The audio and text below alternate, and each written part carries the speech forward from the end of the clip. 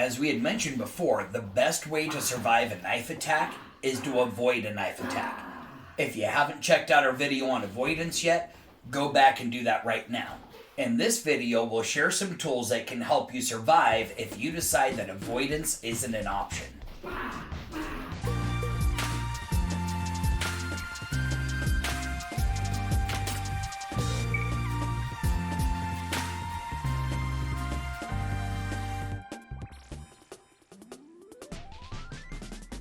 There are a lot of so-called self-defense instructors, myself included, who like to claim that there's no such thing as knife defense. That's both true and at the same time false. It is true that no matter how much training you've done, there is no chance you're coming out of a knife fight uninjured. However, there are some strategies that can help reduce the risk of injury. We believe that you should have some basic self-defense tactics that can work in any situation, whether that's a punch, a kick, a knife, a gun, or a stick. The overall self-defense strategy is this. Primarily, you need to control the distance. The more distance you have, the more time you have to react to an attack. Also, if you're eventually going to control the weapon, you're going to have to be able to close that distance. If you decide you're going after the attacker, you should make sure they're distracted first. You can either wait until they're distracted, or you can create the distraction. Either way, it's important to wait for your turn. Once you recognize that it's your turn, you need to dominate the attacker. That means aggressively getting two hands on the weapon and getting your body weight behind it. Then you have to disable the attacker. This could be through striking or even breaking the arm that's holding the weapon. Then finally, you need to disarm the attacker. Make sure the weapon is nowhere near him in case they decide to pick it up and go after you again. Once all is said and done, it's time to get help. That might mean that you have to render first aid to yourself, and you definitely want to be the one to win that race to call 911. Let's go ahead and start off with a drill that can help you learn how to control the distance.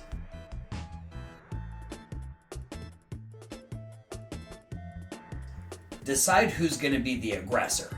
While the aggressor moves around, the defender tries to maintain their distance and position.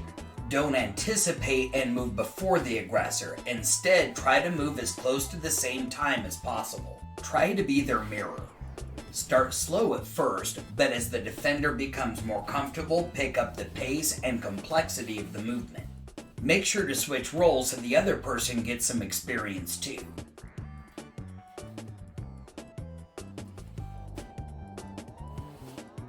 To progress the exercise, the attacker will hold their arm out straight and then repeats the same process. The defender should stay far enough away to not get touched, but close enough to intercept if they want to. To increase the challenge and make it more reactionary, you can add an element of tag. Now the aggressor goes back to moving around with their hands relaxed at the side. At random points, they're going to reach out their hand and try to touch the defender. The defender now has to maintain the reactionary gap without the outstretched arm as a point of reference. It's important to start working sideways movement into this drill, as well as the reaction of being able to block and parry.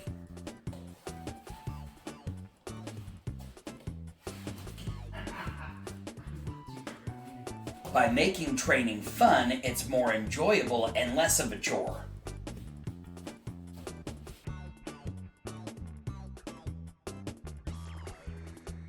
The next tactic in our strategy would be distraction, which we talked about in our previous video on how to avoid the fight. So make sure you go back and watch that.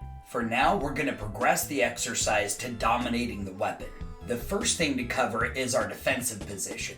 Going with the idea that you're probably going to get cut in a fight, it's important to position yourself to protect your vital areas. By having your arms on your chest and your elbows squeezing your side, we're protecting our internal organs. By having the palms on the chest, it's protecting the arteries of the wrist and the inside of the arm. This also puts the hands in a convenient position to be able to reach out and intercept the weapon. Now let's talk about the attack we'll be training against. Statistically speaking, the most common knife attack you're going to face is the sewing machine. However, it is important to develop a drill that can also handle slashing attacks. This drill has been developed to handle a wide variety of attacks as well as a variety of different weapons.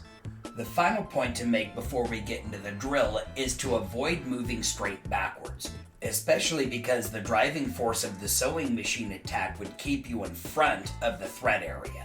There's also the tendency for humans to fall over or run into obstacles while they're moving backwards. By moving off at an angle, you avoid the thread area and maintain your orientation towards the thread. This might sound counterintuitive, but you'll want to dodge in the direction that the knife came from. If you move the direction the knife is going, you move directly into the danger zone. Putting the previous exercises together, the defender will maintain distance and then move forward to intercept the weapon. To catch the wrist, make a V with your hand by crossing the thumbs into the palms. Avoid catching with the thumbs themselves. There's a risk that the attack could still break through and even injure your fingers. The benefit of the V shape is that it guides the attack towards the webbing of the hand, which is reinforced by being crossed. It's important to catch at the wrist where the handcuffs go. That helps isolate the weapon, making it harder for them to use it against you. If you catch too high on the arm, the attacker has a greater range of motion and can still get you. Try to time catching the wrist as soon as it passes your center line, and then follow the weapon in the direction it's going. If you wait too long, the attacker will be able to change directions and get you as you move in. Once you have a hold of their wrist, it's important to put all your weight on their arm and drive forward. That will make it harder for them to retract the weapon and use it again. The attacker should start by moving slowly and use wide sweeping arcs. This will give the defender a chance to figure out their timing and distance. Also, try different angles of attack so the defender can get used to moving in different directions. Here's a couple of tips to help you recognize what angle the attacks are coming from. If the elbow moves straight back, they're probably going to stab. If the knife moves to the outside, they're going to follow with an inside slash. If their arm crosses their body, their next move is probably going to be uncrossing.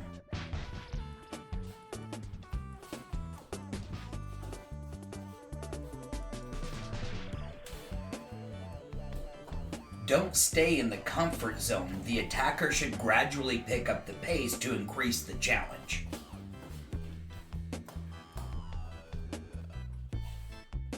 Now it's time to transition behind the elbow and get control of the arm. If you ended up on the outside of the attacker when you intercepted the weapon, it could be as easy as just stepping forward to the elbow. If you ended up on the inside, you'll have to sweep the weapon in front of you to get to the outside, and then get behind the elbow. It's important to keep your weight on their wrist the entire time. Otherwise, they can regain control of the weapon. From there, you can keep both hands on their wrist and use your shoulder as a fulcrum on their elbow, turning their arm into a lever that can control their body. This position allows you to maintain your weight on the weapon, but then limits your ability to strike. You can also move one hand up to control their shoulder. Now you may only have one hand on the wrist, but you have 3 points of control: the wrist, the elbow, and their shoulder. You also have one hand closer to them so you can strike vital areas or intercept their other hand if they try to re-grab their weapon. Now let's incorporate this into our drill. The goal is now to maintain the distance, intercept the weapon, and then get behind the elbow. Then reset and let the attacker come in with a different random attack. Remember to start slow, but then build up the speed to increase reaction time.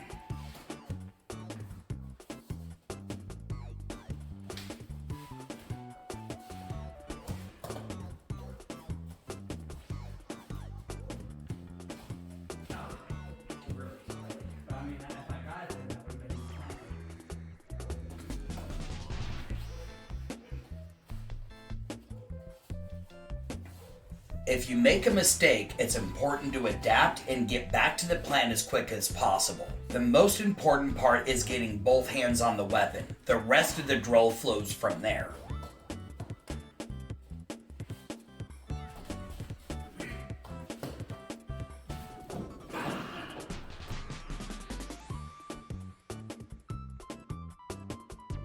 The next tactic is disabling your opponent and eliminating them as a threat. You can use strikes to create a distraction to help you transition to a new position. But keep in mind, if you don't have control of the weapon, you can still get cut. Remember, the primary goal has to be getting two hands on the weapon. If you have control of the weapon, striking is a lot less risky. At this point, your attack should be focused on disabling and eliminating the threat. Since both hands should be on the weapon, what other attacks can we use? One effective way to strike is by stomping on the foot. You can start by kicking the shin and then slide down to the navicular bone at the top of the foot. If you miss that vital arch and just hit the top of the foot or even the toes, it's still going to create a good distraction and make them think about their feet instead of the weapon. You can also use the stomp on their ankle or their knee. Your knee can be an effective way to strike the stomach and knock the wind out of them, or attack their thigh to give them a dead leg. If you keep your chin down, headbutts will naturally work their way into the drill, so you'll want to wear a mouthpiece if you're going to be going full speed. Whether accidentally or on purpose, you want to be careful about using your computer to attack your opponent. Make sure to use the top of your head, not your forehead. Another effective way to strike without letting go of the weapon is to use your shoulder against their elbow. This is another technique that works its way naturally into the drill. You can also use palm strikes and elbows, but keep in mind you'll only have one hand on the weapon, so having an extra point of contact on their elbow will help you maintain control. One effective way to minimize your attacker as a threat is to get them face down on the ground. We've already shown you how to get control of their arm and turn it into a lever to move their body, but if all you're doing is swinging them around, you're just dancing. One very effective technique is just to put a leg in front of them and trip them. This can also be translated as an attack to their knee. If you're having a hard time moving them, you can place the ball of your foot between their feet and then transition your weight to your heel. That will cause the same hyperextension. If they step over your leg or they're putting up a strong resistance, change directions and trip them backward. If they trip forward, follow them and pin their arm to the ground by putting pressure on the shoulder and the wrist. If you can't get the arm flat, it's okay. Just remember to pin the shoulder and the wrist. You can use the same tactic if they fall backward. Remember, pressure on the shoulder and the wrist. But now they can roll over to try to grab the knife. Use the elbow that's closest to them to block. And don't forget, you can still strike. Once they're pinned, you can replace the hand holding the wrist with your knee. This will free up a hand to be able to take the weapon away or grab a tool. The same tactic works if they're on their back. Just keep in mind that they can still punch and kick at you, so be prepared to block and fight back. This position also allows you to keep your head up to look out for his friends and get out of there if the situation gets worse. If you understand striking concepts, the key is to use them in combination to either change position or gain control or maintain control of the weapon. While it is important to keep as much realism in your training as possible, it's also important to protect our partner, which means we have to control our attacks, and our partner does have to be cooperative to a certain extent. If you want to increase the intensity of the exercise, you'll need to use protective gear.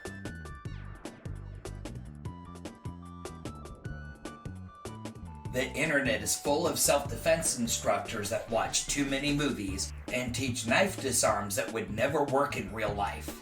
The reality is, taking a knife away from somebody who's trying to hold on to it is almost impossible. Our philosophy on disarms is to disable the attacker first. Now that they can no longer hold on to the weapon, the disarm is simply removing it from the fight. Here are a couple of things to keep in mind when you're ready to disarm the opponent. The safest way is to grab the pommel of the knife and use leverage to push the handle towards the fingertips. If you can't grab the pommel, you can also disarm by the blade. Hopefully the blade has a dull side to it, otherwise you'll have to focus on pushing on the flat part of the blade. Don't grab the blade, that could result in catastrophe. Just throw it away. You can then follow up that motion by striking or tripping the attacker. This concept is easier if you already have them isolated on the ground.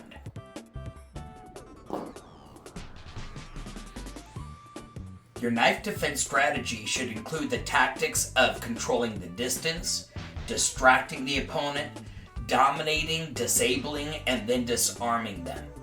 But you're not going to learn that by watching a 15-minute video. You're going to have to take these skills onto the mat. Practice each of its individual parts. When you have that part comfortable, you need to progress it to the next level, increasing the intensity and increasing the resistance.